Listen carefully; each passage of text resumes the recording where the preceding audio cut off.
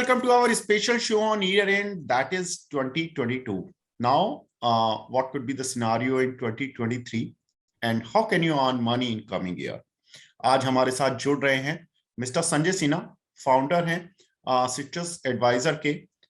Sir ने काम किया है L&T म्यूचुअल फंड में एज एन सीईओ, जो कि पहले डीबीएस चोला हुआ करती थी। सर ने काम किया है सीआईओ के तौर पर एसबीआई म्यूचुअल फंड में, और सर ने अपना करियर स्टार्ट किया था यूटीआई एएमसी में, जहां पर सर फंड मैनेजर भी थे।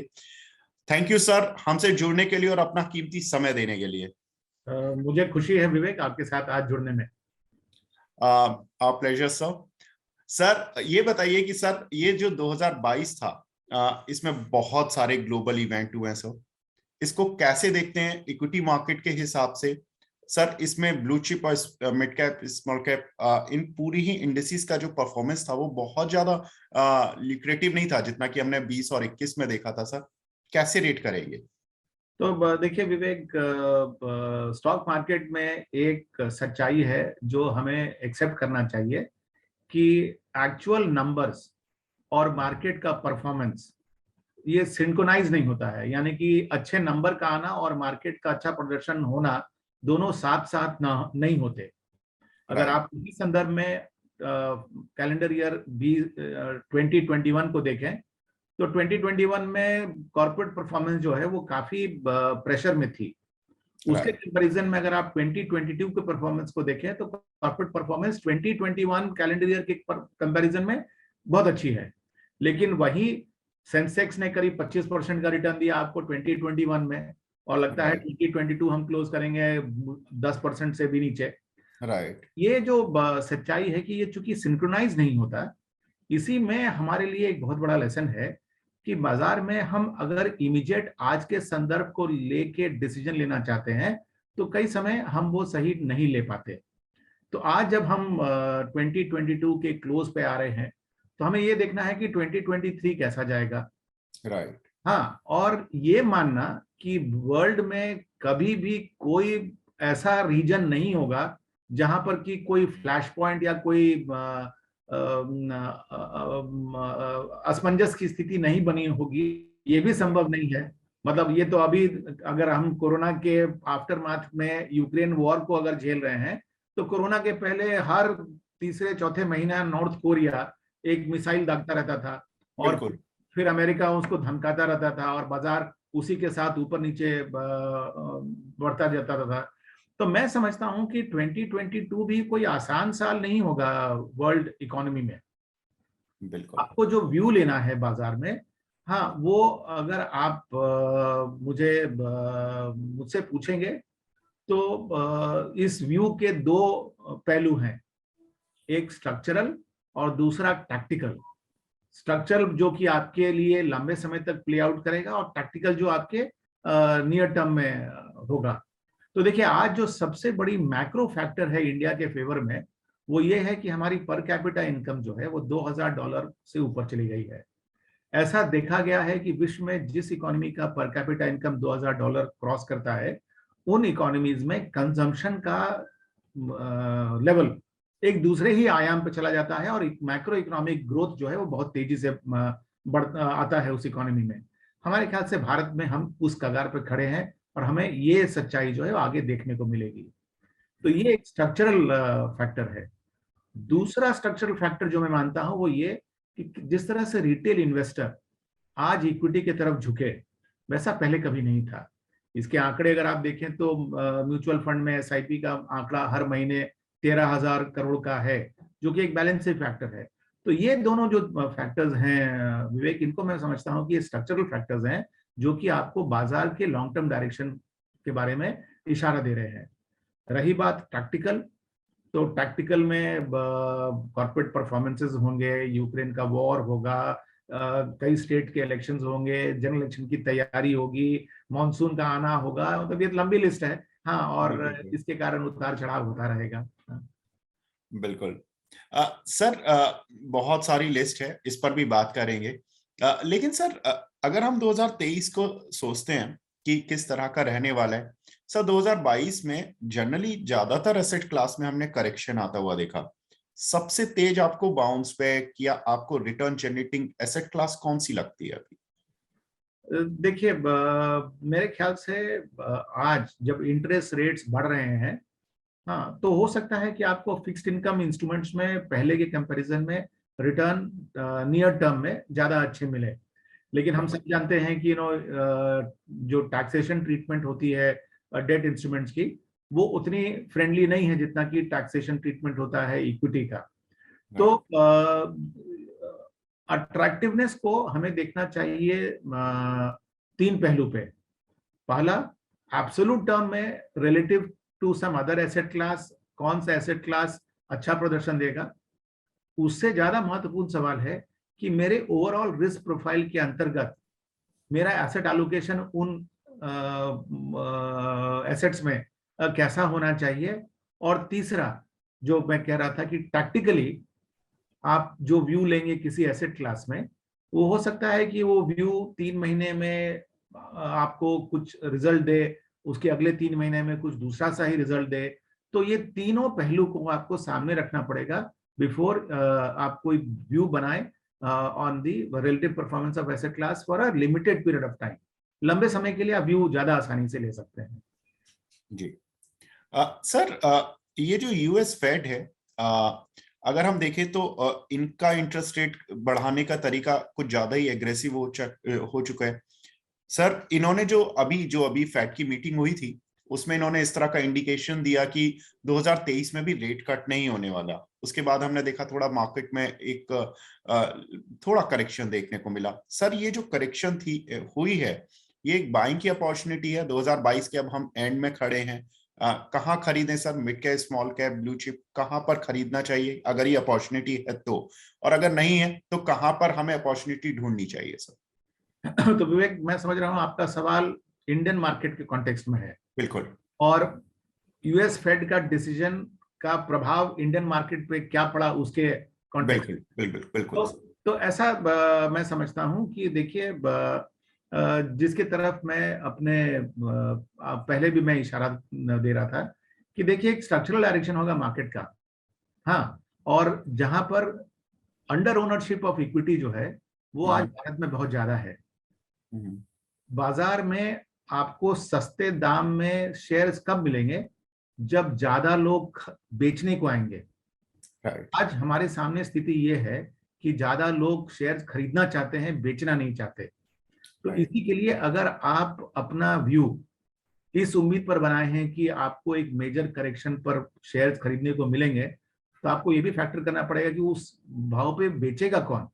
जब 13,000 करोड़ की एसआईपी हर महीने आ रही है, और अगर आपने म्यूचुअल फंड के फ्लोज को देखा हो एज अ सिग्नल कि रिटेल किस तरह से सोचता है, तो आप देखेंगे कि जिस महीने में मार्केट का लेवल, इंडेक्स का लेवल ऊपर जाता है, उस महीने में नेट फ्लोज जो है वो 13,000 करोड़ से कम होती है, यानी कि लमसम रिडेम्पशन हो रहा है। लेकिन इस महीने में भी इंडेक्स में करेक्शन होती है, नेट फ्लोज जो है वो 13,000 से ऊपर चला जाता है। यानी कि मार्केट में नॉमिनल तौर पे जब करेक्शन हो रहा है, तो domestic retail investor lump sum investment करके अपने पोर्टफोलियो को बढ़ा रहा है। तो मैं समझता हूं कि बहुत बड़ा करेक्शन तो शायद आपको नहीं मिलेगा। ठीक है। दूसरी बात जो आपने पूछी कि कहाँ डालना चाहिए, लार्ज कैप, मिड कैप या स्मॉल कैप, तो देखिए, काफी हद तक ये डिसीजन जो है, ये आपके रिस्क एपेटाइट पर भी निर्भर करेगा। आज जिस तरह से कैपिटल मार्केट में लोगों का रुझान है, जहां पर डोमेस्टिक पार्टिसिपेशन का फोर्स ज्यादा है, तो संभव है कि मिड एंड स्मॉल कैप पे एक्टिविटी ज्यादा रहेगी। और लार्ज कैप में अगर पोर्टफोलियो जो फॉरेन पोर्टफोलियो इन्वेस्टर्स हैं या डोमेस्टिक इंस्टीट्यूशंस हैं जो कि ईटीएफ के द्वारा प्रोविडेंट फंड का पैसा डिप्लॉय हो रहा है, वो उस पर प्रभाव ज्यादा होगा। लेकिन एक समय तो ऐसा आएगा कि आप mid cap and small cap खरीदते खरीदते उसके स्टॉक प्राइसेस को इस वैल्यूएशन पर ले जाएंगे जहां पर उसको खरीदना उचित नहीं रहेगा। ये स्थिति जो है वो शायद इमीडिएटली मुझे नहीं लग रहा है कि वो है। हाँ, ऑफ कोर्स रिलेटिव टर्म्स में मिड कैप इंडिया में एक्सपेंसिव हैं, लेकिन ओवरऑल अगर आप देखें तो जिस तरह की ब्लो आउट वैल्यूएशन हम लोगों ने पहले के पीक्स में देखी, 2008 में देखा, 2001 में देखा, 1992 में देखा, उस तरह की ब्लो आउट वैल्यूएशन वाली जो है वो नहीं है। प्लस मैं साथ में ये भी ऐड कर दूं कि मिड कैप का व्यू इंडेक्स पर नहीं स्टॉक्स पर ज्यादा निर्धारित करता है। तो हो सकता है कि कुछ स्टॉक आज बहुत महंगे होंगे और कुछ अभी भी अट्रैक्टिव वैल्यूएशन पर होंगे। जी सर। सर, बहुत सारे रिसर्च हाउसेस की रिपोर्ट्स आ रही हैं कि इंडियन मार्केट के मतलब इंडियन इकोनॉमी बहुत अच्छी है, इंडियन मार्केट्स बहुत अच्छा करेगा, लेकिन कहीं ना कहीं वैल्यूएशन को लेकर कंसर्न वो इंडिकेट कर रहे हैं। लाइक 22 के मल्टीपल पर चल रहा था अभी कुछ समय पहले तक, अब 19 के पी मल्टीपल पर आ गए। सर, कैसे देखते हैं इंडियन मार्केट को एज एन वैल्यूएशन की फॉरवर्ड ईपीएस अगर जब आएगी तो क्या ये सस्ता है, महंगा है? नहीं तो देखिए विवेक, इस बात पर मैं भी सहमत हूं कि इंडियन मार्केट्स को वैल्यूएशन पर डिफेंड करना मुश्किल है, क्योंकि इंडियन मार्केट्स एक्सपेंसिव है। लेकिन सिर्फ ये कह देना कि इंडियन मार्केट्स एक्सपेंसिव हैं, आई थिंक वो सही स्टेटमेंट नहीं होगा। हाँ, हमें इसमें ये भी देखना है कि हमारी इंडेक्स की सेक्टोरल कॉम्पोजिशन कैसी है। अगर हम अपनी इंडेक्स को ब्राजील की इंडेक्स से कंपेयर करेंगे और रशिया के इंडेक्स से कंपेयर करेंगे, तो उनके इंडेक्स में कमोडिटी स्टॉक्स का प्रोपोर्शन बहुत ज्यादा है। तो हमारे कंपैरिजन में उनके इंडेक्स आपको ज्यादा सस्ते लगेंगे। जबकि हमारी इंडेक्स अगर आप देखें तो इसमें आईटी का समावेश है, एफएमसीजी का समावेश है, बैंकिंग एंड फाइनेंशियल सर्विसेज का है। तो इनकी वैल्यूएशन जो है थोड़ी प्रीमियम हो सकती है। तो एक तो ये कारण है कि हमारा मार्केट एक्सपेंसिव है। दूसरा कि ये कि हमारे मार्केट में बायर्स की संख्या अभी ज्यादा है, सेलर्स की कम है। और ये ऐसा भी नहीं है कि ये ट्रेंड रिवर्सल है, ये तो ट्रेंड की शुरुआत है। तो मुझे लगता है कि इंडियन मार्केट्स अगर आज महंगे हैं तो शायद अगर कुछ बहुत ज्यादा ब्लैक स्वान ऐसा इवेंट ना हो, या फिर कोई बहुत ज्यादा स्ट्रेटोस्फेरिक वैल्यूएशन पर मार्केट नहीं चले जाए, तो आपको काफी हद तक ये मार्केट एक्सपेंसिव ही मिलेंगे। सर, बहुत सारे कमोडिटीज पर भी एक बार बात कर लेते हैं। लाइक सबसे important sir, crude oil India के पर्सपेक्टिव में रहते हैं। सर, क्रूड ऑयल पर आपका व्यू क्या है? देखिए, इस पे मैं बहुत अथॉरिटी तो नहीं हूँ। हाँ, लेकिन जो पब्लिकली अवेलेबल इंफॉर्मेशन है जिसके बेसिस पर हम अपना व्यू बना सकते हैं, तो जिस तरह से गिरावट क्रूड ऑयल के प्राइसेस में हाल के दिनों में आई, और जिस तरह का माहौल बन रहा है जहां पर ग्लोबल रिसेशन की संभावना ज्यादा है, और जिन देशों में विंटर के लिए रिजर्व्स नहीं थी उनका भी अब रिजर्व्स बन गया है। तो मुझे लगता है कि जो प्रिडिक्ट किया जा रहा था ना कि क्रूड के दाम $150 पर बैरल हो जाएंगे, आई थिंक ये डूम्सडे प्रेडिक्शन तो शायद पूरा नहीं होगा। हाँ, इस लेवल के बहुत नीचे भी चले जाएंगे क्रूड प्राइसेस, वैसा भी नहीं लगता, क्योंकि जिस तरह का कार्टेल ओपेक और उसके संगठित देशों ने बना रखा है, तो वो भी नहीं लग रहा है। हालांकि इंडिया के कॉन्टेक्स्ट में ये फिगर अब तक आया नहीं है, लेकिन हमारे ख्याल से चूंकि हम रशिया से बहुत मात्रा में तेल खरीद रहे हैं, तो हमारा एवरेज जो कॉस्ट होगा ऑयल बिल का, वो शायद पहले से बहुत कम हो। लेकिन विश्व के लिए अगर आप देखें तो क्रूड के दाम अब रेंज बाउंड रहेंगे। वो रेंज को $100 का को ब्रेक करके ऊपर जाना, ऐसा विजिबल जिस तरह के सिग्नल्स हैं वैसा उससे नहीं लगता। बिल्कुल। और सर, मेटल पर आपका क्या व्यू है सो? तो ये जो सेक्टर है, इसमें काफी हद तक चाइना में कोविड को लेकर आगे क्या स्थिति बनती है इसका प्रभाव ज्यादा होगा, क्योंकि अब तक चाइना ही एक बहुत बड़ा कंज्यूमर रहा है मेटल्स का। और अगर उनकी इकोनॉमी में जिस तरह की अभी रुकावट और ये आई है वो अगर बनी रही, तो कमोडिटी प्राइसेस शायद बहुत ज्यादा ऊपर ना जाए। हाँ, और पिछले साल कई मेटल्स में सप्लाई साइड शॉक्स भी आए थे। कभी एल्यूमिनियम में आया, कभी कॉपर में आया। इस तरह के शॉक्स अब नहीं दिख रहे हैं। तो मुझे लगता है कि एज अ क्लास कमोडिटी के प्राइसेस जो पहले जिस पीक लेवल पे चले गए थे, उस पीक को क्रॉस करके और ऊपर चले जाएंगे, ऐसा शायद ना हो। सर, कुछ एक अंडर परफॉर्मिंग सेक्टर्स की बात करते हैं। लाइक 2022 में पहले मैं 4 सेक्टर्स के नाम बताता हूँ: IT, pharma, consumer durable and reality. ये 4 सेक्टर्स के नेगेटिव रिटर्न्स देखने को मिले। 8% से लेकर अराउंड 24% तक का नेगेटिव रिटर्न देखने के लिए मिला। सर, इन चारों में आपको लगता है कि कोई निवेशक अगर फंसा हुआ है तो उसको अपनी और पोजीशन बनानी चाहिए या कुछ नया निवेश उनको सोचना चाहिए? तो देखिए, ये 4 सेक्टर तो अपने आप में डिस्कशन पॉइंट हैं, जिनमें कि करीब करीब 1-2 घंटे का डिस्कशन हो सकता है। बिल्कुल। लेकिन जो मुख्यतः जो 2 सेक्टर्स हैं जहां पर लोगों का ध्यान ज्यादा है, जैसे आईटी और फार्मा हुआ, राइट। तो मैं समझता हूं कि देखिए, आईटी के स्टॉक्स की गिरावट का बहुत बड़ा श्रेय अगर हम कह सकें तो वो नास्डैक की गिरावट को जाता है। क्योंकि राइट। अगर आप इंडियन आईटी की कंपनीज के क्वार्टरली परफॉर्मेंस को देखें, तो उनमें कहीं भी ऐसा कुछ बहुत ज्यादा प्रेशर रहा हो ऐसा नहीं दिखा। और जो फैक्टर उनके लिए नेगेटिव माना जाता था, जैसे कि एट्रिशन, अब सब कह रहे हैं कि एट्रिशन जो है वो लेवल आउट हो गया है, तो मार्जिन के लिए वो इंप्रूव होगा। तो मेरे ख्याल से फंडामेंटली अगर आप देखें तो आईटी सेक्टर में सेंटिमेंट ज्यादा बिगड़े, फंडामेंटल्स उतने ज्यादा नहीं बिगड़े।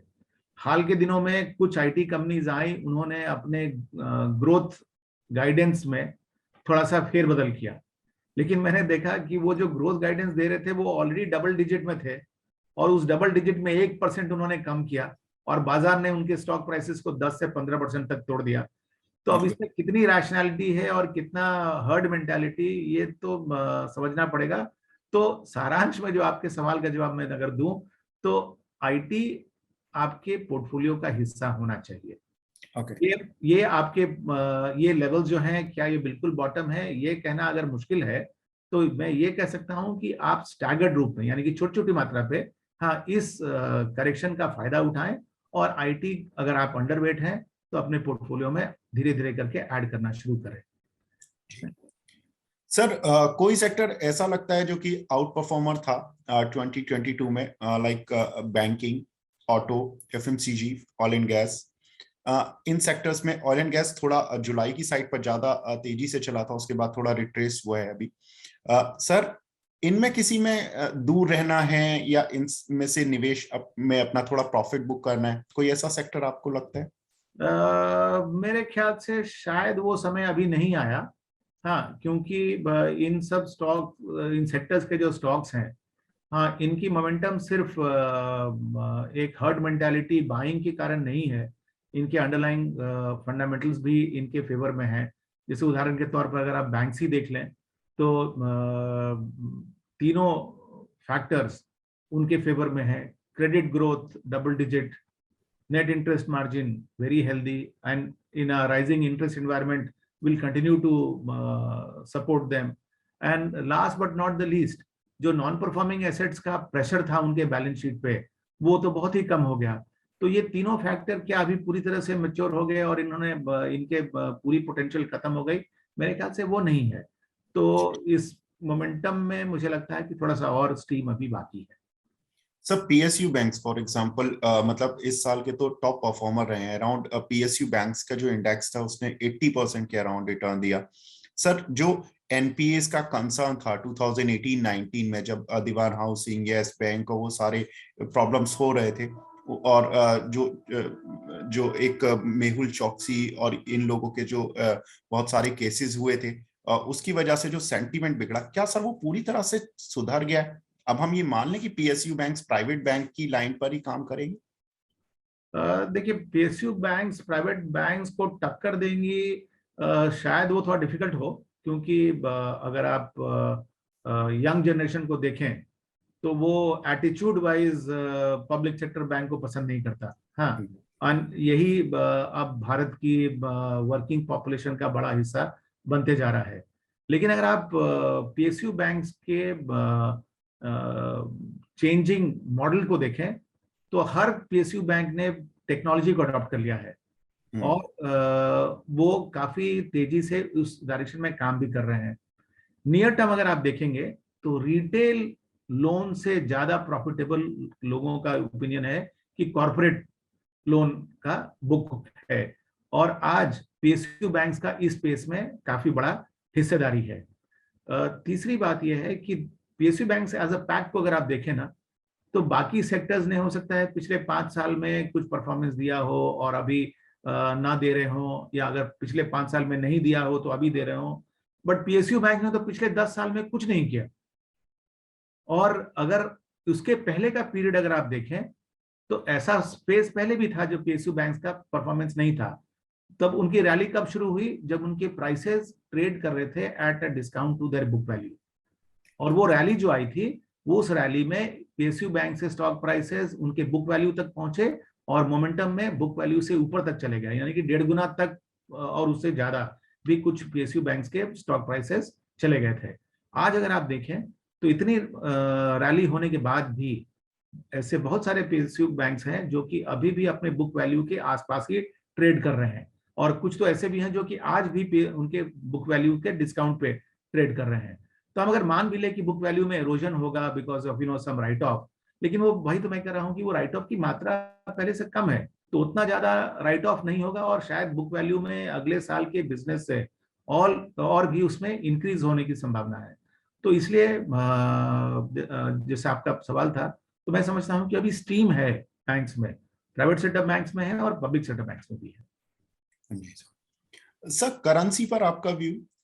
रुपया वैसे तो बहुत आउट परफॉर्म करता हुआ दिखाई दिया बाकी करेंसीज के मुकाबले, लेकिन यूएस के सामने तो, यूएस डॉलर के सामने तो इंडियन करेंसी ने भी थोड़ा सा अपना डेप्रिसिएशन दिखाया है। सर कैसे देखते हैं?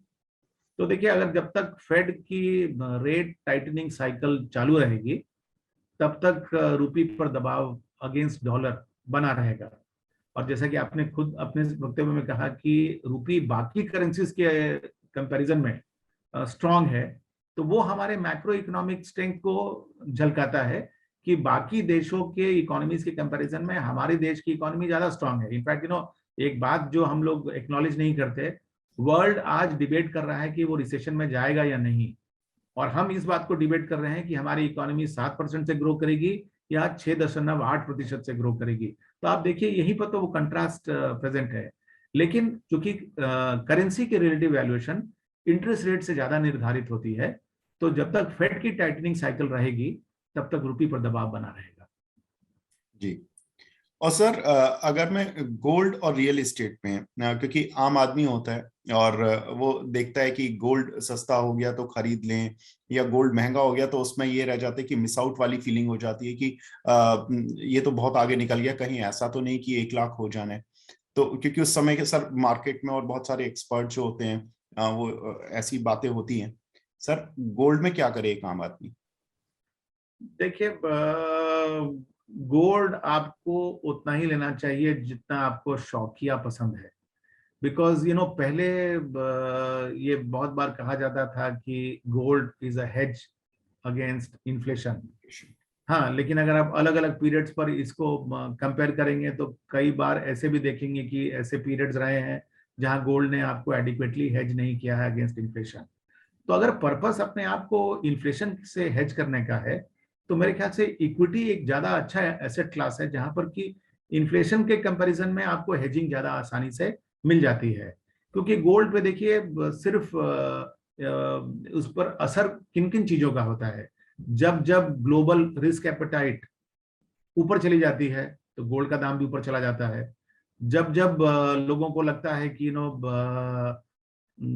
बाकी एसेट क्लास में संभावना कम हो गई है, इधर मुड़ते हैं। तो इनको तो आप ये नहीं कह सकते कि इन्फ्लेशन रिलेटेड फैक्टर्स हैं, ये तो रिस्क रिलेटेड फैक्टर्स ज्यादा हैं।